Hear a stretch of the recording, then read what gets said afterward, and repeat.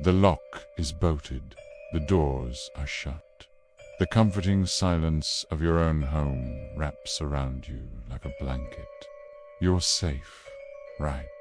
Welcome, dwellers of the dark, to Nocturnal Nightmares TV. We tell ourselves that our homes are our sanctuaries, impenetrable fortresses against the chaos of the outside world. We believe in our locks, our alarms, our walls, but that belief is a fragile illusion. Tonight, we are shattering that comfort with 5 allegedly true stories, harrowing accounts from people who discovered, to their horror, that the deadliest threats do and always need to break in. Get ready to question every creak and every shadow in your own house. The first story begins now. Story 1. The Scraper. The house was a tomb of knowledge, and for that one weekend, I was its sole inhabitant. I was a junior in college, house visiting for my history professor, Dr. Albright. His home was a sprawling 2-story Victorian packed to the gills with books, artifacts, and an oppressive academic silence. My only job was to feed his cat and keep the place tidy. My parents were thrilled I was doing something responsible. I was thrilled for the uninterrupted study time. It was a Saturday night, and I was buried in research for my thesis, surrounded by stacks of books in the professor's grand wood-paneled study. The only sounds were the scratching of my pen and the faint, rhythmic purring of the cat curled up on a nearby armchair. The first sound was so faint, I almost dismissed it as my imagination. A soft, dry, scraping sound. Scrape, scrape. It sounded like a branch tapping against a window, but it was coming from the direction of the large brick fireplace. I looked up. The fireplace was dark and empty. The flue closed for the summer. Probably a squirrel or a bird that had gotten trapped in the chimney. I sighed, made a mental note to tell the professor, and went back to my work. A few minutes later, it started again, louder this time, more insistent. Scrape, scrape, scrape. The cat's purring stopped. It lifted its head, its ears swiveling towards the fireplace, a low growl rumbling in its chest. My heart began a slow, heavy drumbeat. An animal wouldn't make a sound that rhythmic, that deliberate. I stood up and cautiously approached the fireplace, peering into the dusty darkness of the hearth. The sound stopped. I listened, holding my breath, but the house had fallen silent again. I stood there for a full minute before shaking my head, chiding myself for being so jumpy. I returned to the desk, but my concentration was shattered. The silence now felt heavy, expectant. An hour passed, just as I had finally managed to lose myself in my reading again. The scraping returned, but it wasn't coming from the chimney anymore. It was coming from inside the wall to my left. It was the same dry, scraping sound, but it was moving. It started near the fireplace and was slowly, methodically, traveling horizontally along the wall, heading towards the study door. My blood turned to ice. Squirrels don't move inside walls like that. Rats don't make a sound that loud, that singular. This was something else. I grabbed my phone, my hands shaking, and texted my friend, Liam. Crazy question, but can animals get stuck and move around inside old plaster walls? I felt foolish just typing it, but I needed an anchor to reality.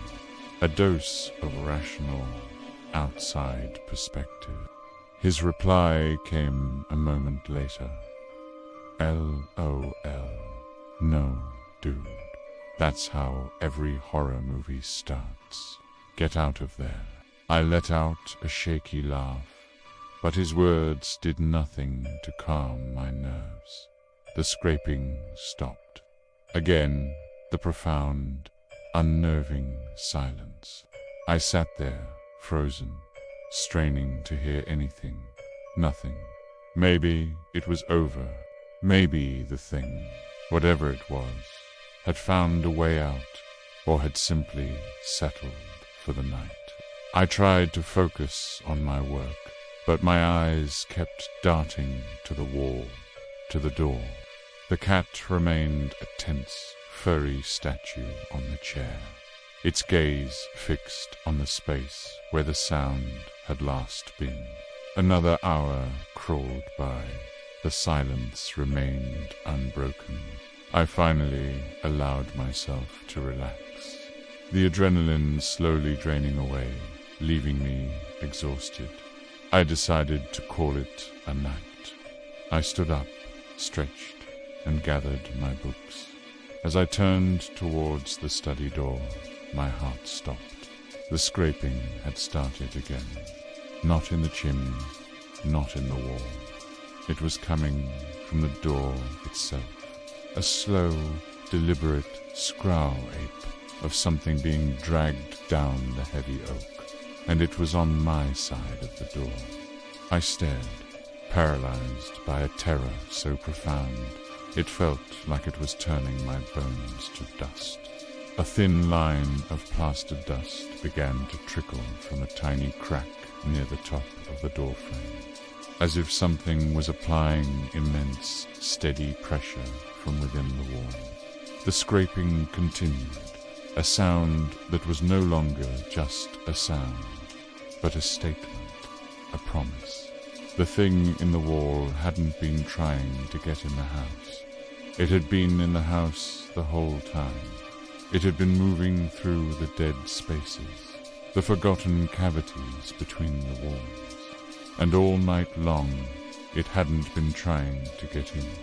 It had been trying to get out of its prison, and into the room with me. I backed away from the door, my mind a screaming void. I glanced at the large windows, but they were covered with heavy, ornate iron barza, security feature Dr. Albright had proudly pointed out. I was trapped. The scraping stopped, replaced by a new sound. A soft, wet, cracking noise. A sound from the top of the door. I looked up and saw it. A long, pale, grotesquely thin finger, like a shard of bone, was punching through the plaster just above the doorframe. Then another and another. They were pushing their way out, wiggling, feeling the air. The thing wasn't going to open the door. It was going to come through the wall above it. I was in a sealed room, a study that had just become a tomb. And the room-s keeper was about to come out of the walls to file me away into the darkness forever.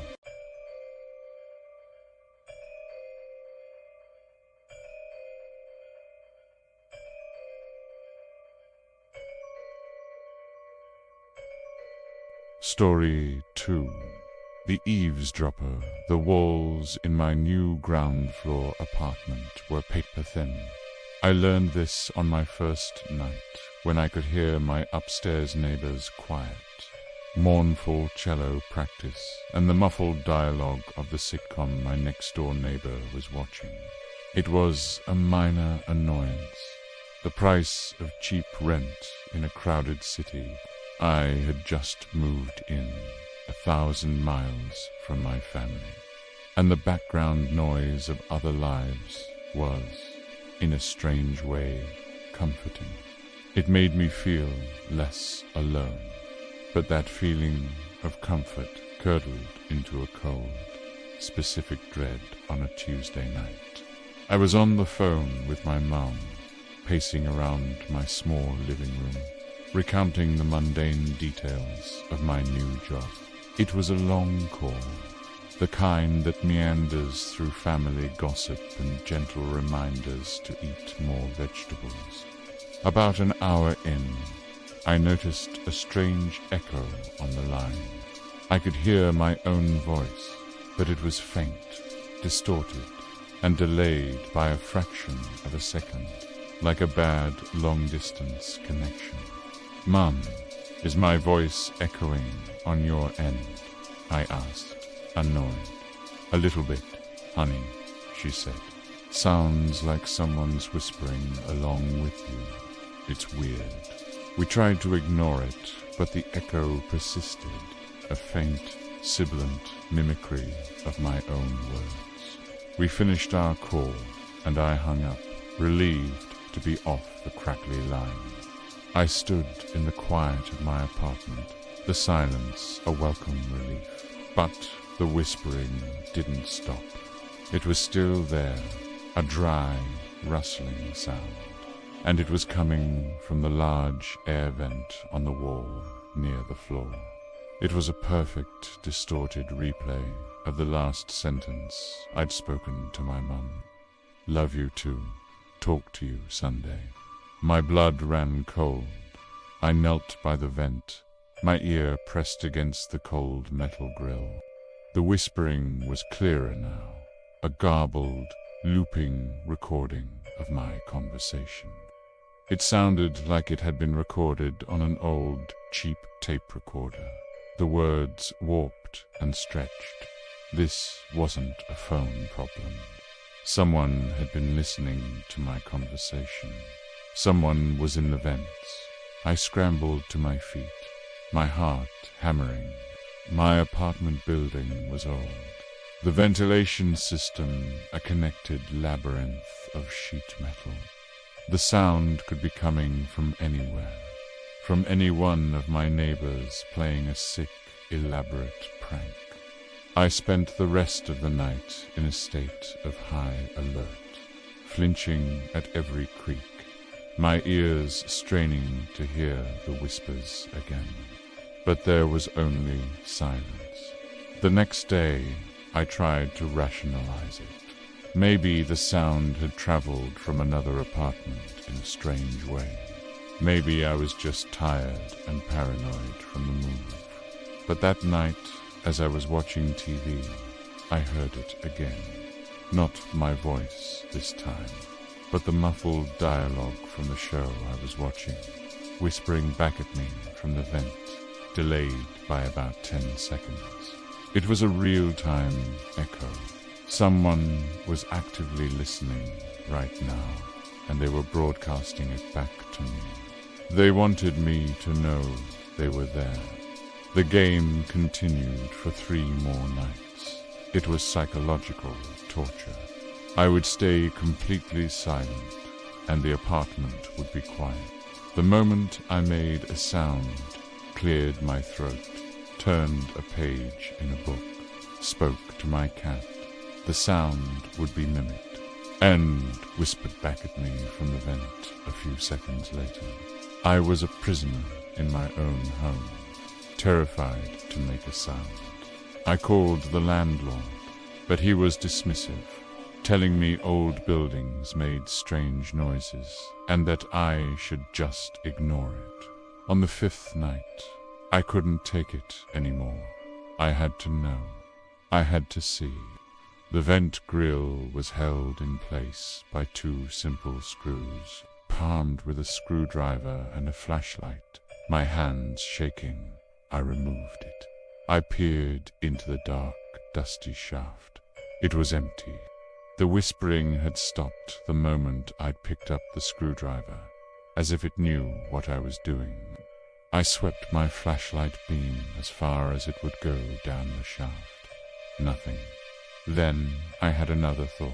The vent had an external exhaust port on the outer wall of the building, right below my living room window. Maybe I could see something from there. I crept to the window, my heart in my throat, and peered through the blinds. The area outside my apartment was a small, poorly lit patch of grass and bushes, and huddled against the brick wall, right next to the metal exhaust port, was a man. He was a thin, shadowy figure, his face obscured by a dark hoodie.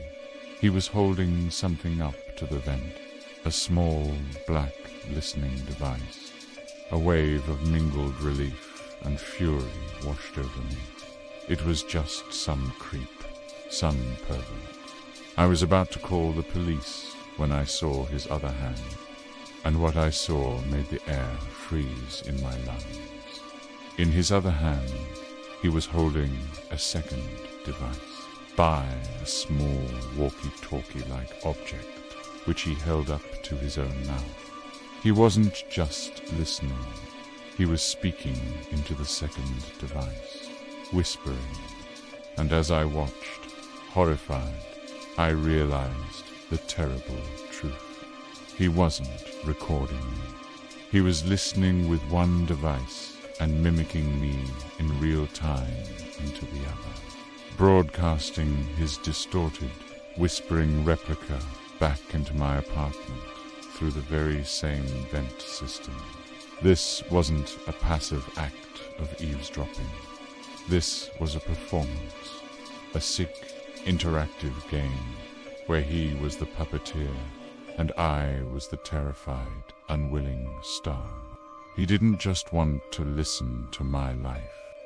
He wanted to be the ghost in it.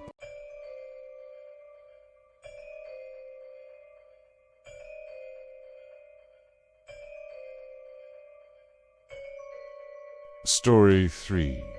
The broken barrier my dog, Buster, was the best alarm system a girl could ask for. 100-pound mutt with a heart of gold and a bark that could shake the windows. He was the reason I felt safe living alone in my small suburban house. My nightly routine was a ritual of security. I'd walk the perimeter, check that every window was locked, and slide the heavy deadbolt on the front and back doors. Buster would follow me, his tail wagging, before settling down on his bed at the foot of mine. For a year, this routine was a source of comfort. Then, one night, Buster refused to complete it. We were making our final round when he stopped dead at the kitchen's back door. He wouldn't go near it. He just stood a few feet away, the fur on his back ridged, a low, guttural growl rumbling deep in his chest. His eyes were fixed on a small, square dog door installed at the bottom. "What is it, boy?" I whispered, my own senses suddenly on high alert. I saw nothing. I heard nothing. I knelt down and checked the dog door flap. It was locked, just as I'd left it. I pushed it, and it didn't budge. "See, it's fine," I said, trying to reassure both of us. But Buster wouldn't move. He continued to growl, a deep, menacing sound I had never heard him make before. I had to physically drag him out of the kitchen. That night, he didn't sleep on his bed. He slept pressed against my bedroom door, a silent, furry sentinel. The next morning, as I was making coffee, I saw them. A small trail of muddy footprints on the clean linoleum floor. They were not mine. They were not Buster's. They were small, slender, and distinctly barefoot, and they were inexplicably, impossibly inside the house. They led from the dog door, took a few steps into the kitchen, and then just stopped, as if the person had simply vanished into thin air. My blood ran cold. I checked the dog door again. The internal slide lock was still firmly in place. It was impossible for it to have been opened from the outside.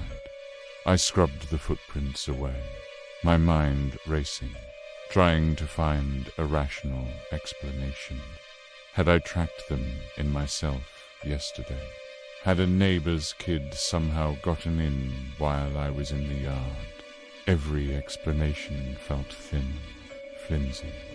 That night, Buster's behavior grew more frantic.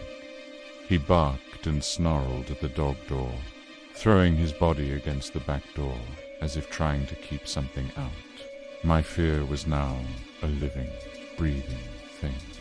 I grabbed the heaviest encyclopedia I owned and wedged it against the dog door from the inside, then piled a stack of cookbooks on top of that. The barrier was secure. I went to bed, but I couldn't sleep. I just lay there, listening to Buster's low, continuous growling from the hallway. Around 3 a.m., he fell silent. A profound, unnerving quiet settled over the house. My heart pounded. Had the intruder gone, or had something worse happened? I held my breath, straining to hear anything, and then a sound from inside my room, a soft, wet, scraping sound. It was coming from under my bed. I was paralyzed. Every muscle in my body locked in pure, undiluted terror. The scraping continued, a slow, deliberate sound. The sound of something damp being dragged across the hardwood floor. I couldn't scream. I couldn't move. I could only lie there and listen as the thing that had been trying to get in my house revealed that it was already in my room, with an act of will that felt like it was tearing my soul apart. I slowly, agonizingly, leaned over the side of my bed. I looked into the darkness underneath. 2 small, pale, luminous eyes blinked back at me from the shadows.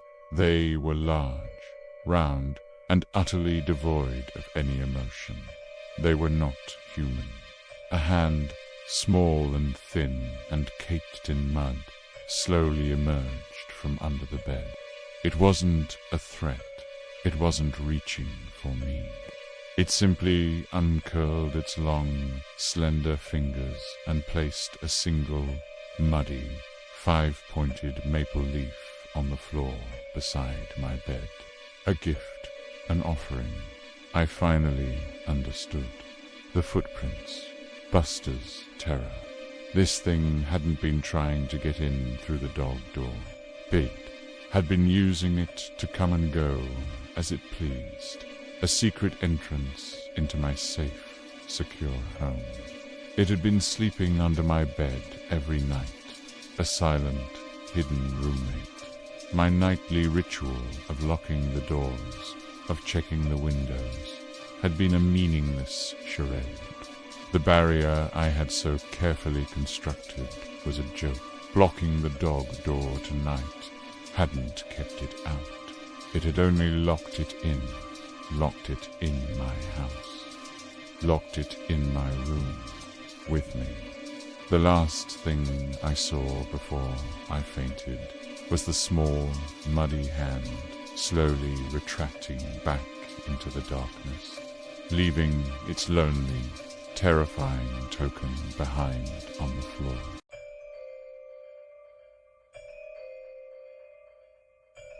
Story 4. The faces on the screen, my aunt and uncle, were what you would call early adopters. Their house wasn't just a house. It was a fully integrated smart home, a technological marvel of automated lights, climate control, and a security system that could rival Fort Knox. So, when they asked me to house-sit for a week, I figured it would be the easiest, safest week of my life. The house would practically take care of itself. I was wrong. The house wasn't just smart, it was learning. The first few days were unsettling, but in a mundane way. Lights would flicker on in empty rooms. The thermostat would randomly crank up the heat in the middle of the night, leaving me waking up in a pool of sweat. The automated blinds would snap open at 3 a.m. I chalked it up to buggy software, the quirks of living inside a giant computer. The real terror started on the 4th night with the cameras. The security system was a network of a dozen high-definition cameras, all feeding into a central tablet in the kitchen. Unable to sleep, I decided to check the feeds, hoping to reassure myself that all the strange occurrences were just harmless glitches. I tapped the screen, and the feed from the front door camera appeared. All clear, just the empty, moonlit driveway. I swiped to the next camera, the one covering the backyard. Again, nothing but swaying trees and the dark shape of the pool. But as I swiped between the two feeds, for a fraction of a second, the screen glitched. An image flashed so quickly I almost missed it. It was a face. A man's face, pale and gaunt, with wide, terrified eyes, staring directly into the camera. It was gone in an instant, replaced by the normal feed of the backyard. My heart skipped a beat. A cached image, a weird digital artifact. I swiped back and forth again, faster this time. It happened again. Front door, backyard, and in between, a flash of that horrified face. My hands trembling, I began to cycle through all the camera feeds. Kitchen cam, empty. Pool cam, empty. And between them, another flash. This time, it was a different face. A woman, her mouth open in a silent scream. Each transition between cameras revealed a different face, a different expression of pure terror. Each one, therefore, only a split second. A gallery of ghosts trapped in the machine. I tried to rationalize it. This had to be a known bug. Or maybe it was a prank, a sick joke my uncle had programmed into the system to scare me. I scrolled through the system settings, looking for anything out of the ordinary. That's when I found the folder. It was unlabeled, hidden deep in the system's directory. I opened it. Inside were hundreds of image files. Each file was a still frame, captured from one of the security cameras. Each frame was a face. The man, the woman. Dozens of others I hadn't seen yet. All of them trapped in a moment of sheer, abject terror. They were time-stamped, dating back years. These weren't glitches. They were trophies. A cold dread washed over me. What was this? Who were these people? I scrolled to the most recent file. The timestamp was from 5 minutes ago. I tapped on it. The image that loaded was a high-resolution shot of the back of my own head, taken from the living room camera, which was right behind the couch where I was now sitting. I could see the tablet in my hands, its screen glowing. I was looking at a picture of myself, taken just moments ago. As I stared at the image, my mind reeling, the live feed on the tablet suddenly flickered. It was the living room feed, the one showing me from behind. And for a single, heart-stopping second, a new face was superimposed over my own on the screen. It was a pale, androgynous face with a wide, serene, and utterly predatory smile. It looked directly out of the screen, at me. I finally understood. The house wasn't just smart. It was sentient. A digital predator that used its all-seeing eyes to watch, to learn, and to hunt. The people in the folder weren't ghosts. They were previous victims. House-sitters, guests, people who had been alone in the house, just like me. The system didn't just record intruders. It recorded its residents. It captured their final moments, their terror, and it stored them, adding their faces to its horrifying collection. The glitches, the flickering lights, the heat. It wasn't a bug. It was a process, a way of building stress, of heightening fear, of cultivating the perfect expression of terror before it took its final perfect snapshot.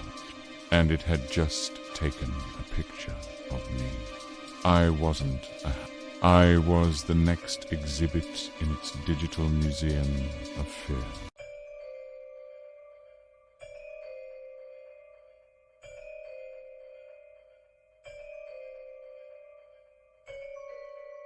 Story 5. The floor above my house has only one story. I need you to understand that, to hold that fact in your mind, because everything that happened after hinges on that simple architectural truth. It's a small post-war bungalow with a flat tar gravel roof. There is no second floor. There is no attic. There is only a small, dirt-floored crawl space beneath the house.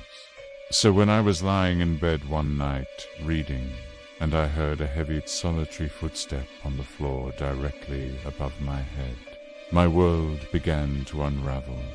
I froze, the book falling from my hand. My logical mind immediately started scrambling for an explanation. A raccoon on the roof, a heavy branch falling, but the sound hadn't come from on the roof. It had come from in the ceiling. It had the distinct bassy thud of a boot-clad footstep on a wooden floor. A floor that did not and could not exist. I sat there listening for what felt like an hour. Nothing. I finally convinced myself I had been half asleep, that I had imagined it. I went to bed, but my sleep was shallow and haunted by a profound sense of unease. The next night, it happened again. Not just one footstep this time, but several. The slow, deliberate pace of someone walking from one end of a room to another, in a room that was not there. This became my new reality. Every night, the sounds would begin. The phantom footsteps. The faint, muffled sound of furniture being dragged across floorboards. The low, conversational murmur of voices, too indistinct to make out words, but undeniably human. It sounded like a family was living in a house that had been built directly on top of mine. In a dimension I couldn't see but could, to my growing horror, hear perfectly. I was losing my mind. I knew I was out. I went outside and stared at my house for an hour, confirming the simple, flat line of the roof. I climbed up on a ladder and inspected every inch of the tar gravel surface. Nothing. No hidden hatches. No secret additions. Just a normal one-story roof. I called a contractor, a friend of my father's, and made up a story about a leak. He came over, inspected the roof, the crawl space, the ceilings. He found nothing. This house is built like a rock. Son, he'd said, not a thing wrong with it. His words offered no comfort.